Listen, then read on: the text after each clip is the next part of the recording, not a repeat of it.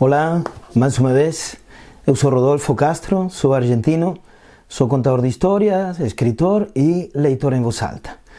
E o que quero falar hoje com vocês é algo que acontece habitualmente muito nas escolas, mas também na sociedade em geral, que tem a ver com formas de ler em voz alta que não são eficazes.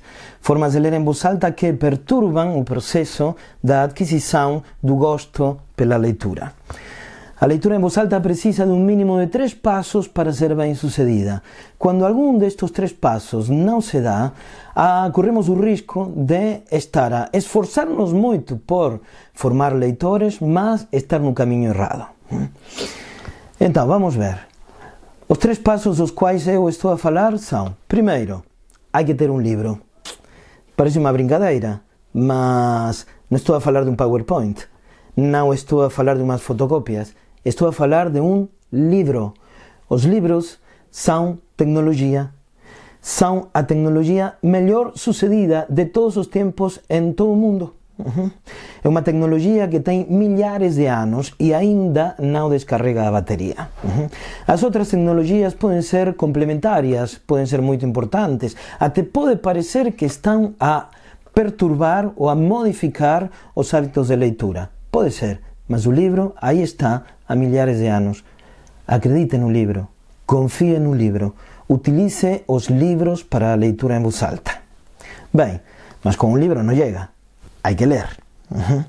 E quando lemos para outros e começamos a ler um livro que não conhecemos, que não sabemos qual é o seu conteúdo, corremos enormes riscos de enganar-nos, encontrar uma palavra que desconhecemos o significado, ou se calhar até entrar em uma leitura que fala de uma temática com a qual nós não concordamos ou achamos que não é adequada para o grupo para o qual estamos a ler.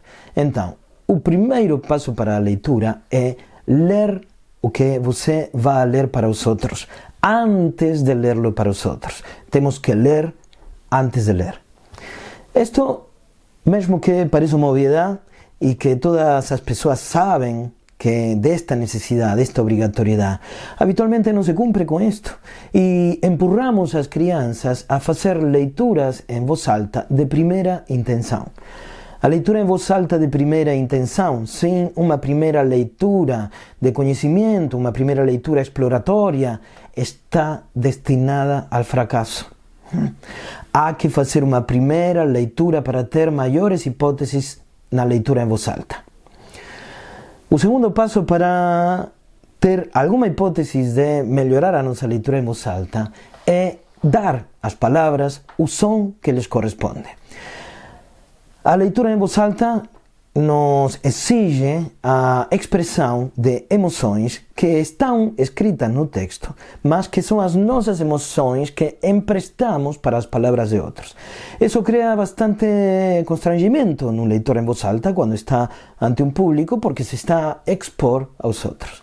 Proponho para que os momentos de leitura em voz alta iniciais, antes de ser individuais, sejam coletivos. Fazer leituras em voz alta de A2, de A3, de A5, ou a sala completa, a ler todos ao mesmo tempo. A leitura em voz alta coletiva é até muito mais terapêutica, todos se sentem protegidos e acompanhados, não há uma avaliação direta sobre a voz de cada um e sobre a forma de ler de cada um. E então, isso nos permite avançar sobre a leitura de uma forma mais placentera. Depois já chegará um momento em que cada um leia de forma individual. Agora bem, imaginem que alguém diz dentro de um texto: vai-te embora. Eu acabo de dizer essas palavras e coloquei um som, mas essas palavras estão fora de contexto.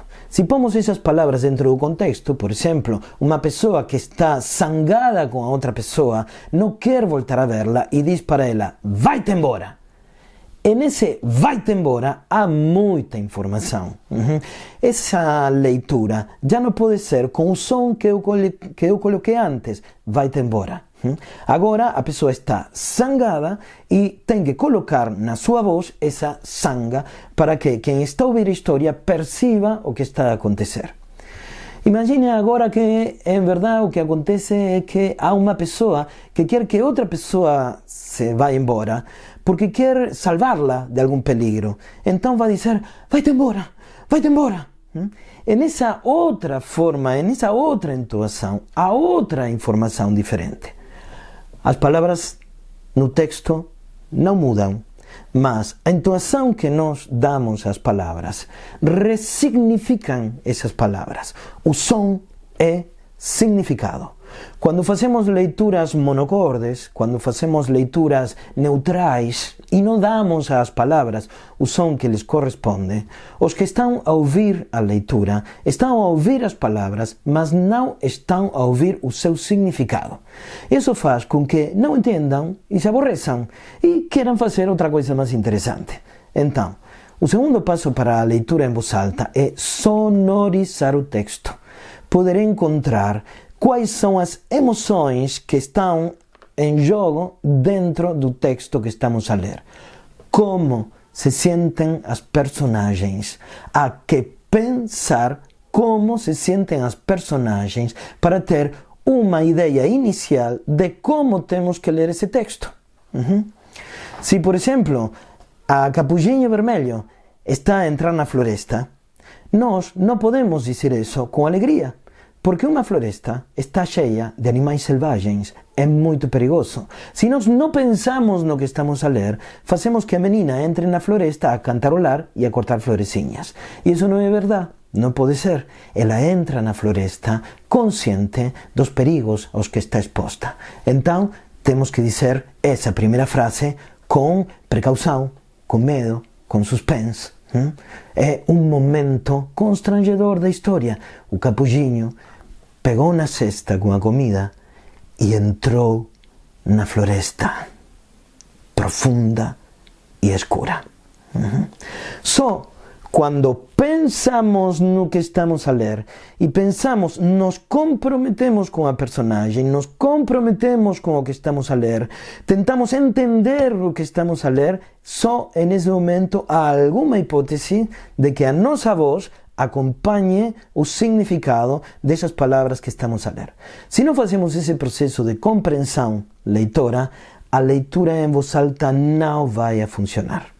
E os que estão a ouvir vão se aborrecer. E é o que acontece muito habitualmente nas leituras em voz alta. Então esse seria o segundo passo para tentar melhorar a nossa forma de ler. Pensar. Pensar no que está a acontecer dentro do texto. O terceiro e último passo é ensaiar. Há que ensaiar um bocadinho. A leitura em voz alta precisa de ser ensaiada. O leitor em voz alta mistura sons, faz música. Os músicos, antes de tocar para outros, ensaiam. Nós também precisamos ensaiar. 3 passos. Ler antes de ler, sonorizar e ensaiar. Treine. Pratique estes 3 passos para si e com os seus alunos. E em algum tempo, não muito tempo, em algum tempo, você vai ver como a forma de ler em voz alta, sua própria e a dos seus alunos, se modifica.